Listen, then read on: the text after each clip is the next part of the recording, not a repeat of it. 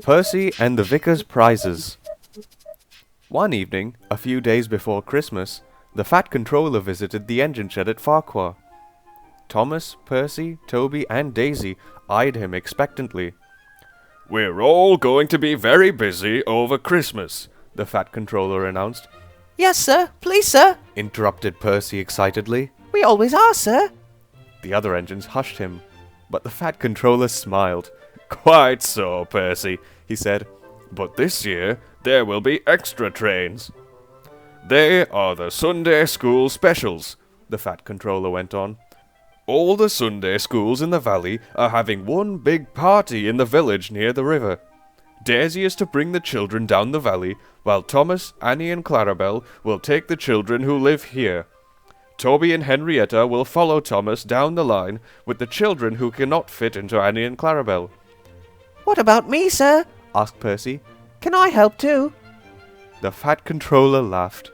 "You will be needed to make sure things run smoothly here, Percy," he said, "keeping the trucks in order and so on."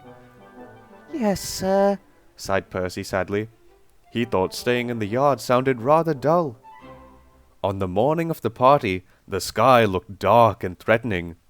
Thomas's driver was anxious about the weather, but the snow held off.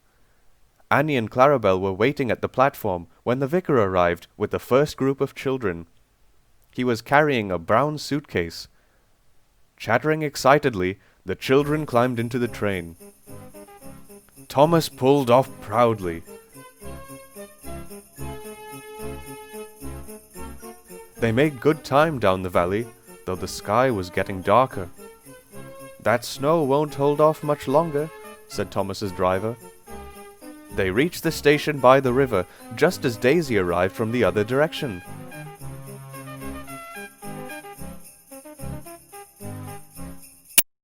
The vicar guided all the noisy children towards the gate. Suddenly, he turned, looking worried. "My case!" he exclaimed. "Has anyone seen my suitcase?" "Is it a brown one?" asked Thomas's driver. "There was a case left at Farquhar station." "Oh, dear," said the vicar. "This is awful.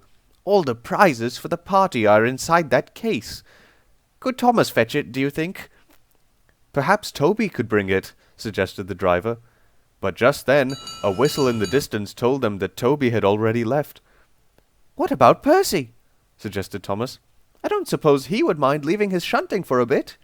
"Well done, Thomas," said his driver, and ran to find a telephone. As he did so, big flakes of snow began to fall. The snow got thicker and thicker as they waited for Percy to arrive. The vicar paced the platform anxiously, leaving a trail of footprints backwards and forwards.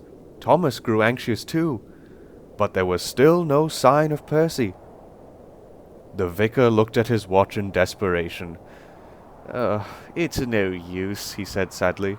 "Thank you for trying, but I shall have to go to the party without the presents."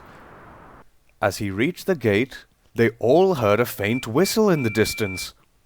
A moment later, Percy bustled importantly round the curve and drew up beside Henrietta.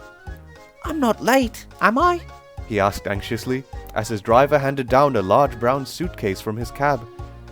"This is what you want, I think," the driver smiled. "It is indeed," agreed the vicar. "Thank you, Percy. This is the best Christmas present you could give to anyone." He turned and rushed happily away to the party. The party was a great success, and when the children went home, they sang carols so loudly that Thomas and Percy could hear them. The engines forgot how tired they were and joined in. The Fat Controller was very pleased. "We are here to serve the public," he told the three engines and Daisy. "And it is at times like this we prove how well we can do it. Thomas, Percy, Toby, and Daisy, I am proud of you. A very happy Christmas to you all."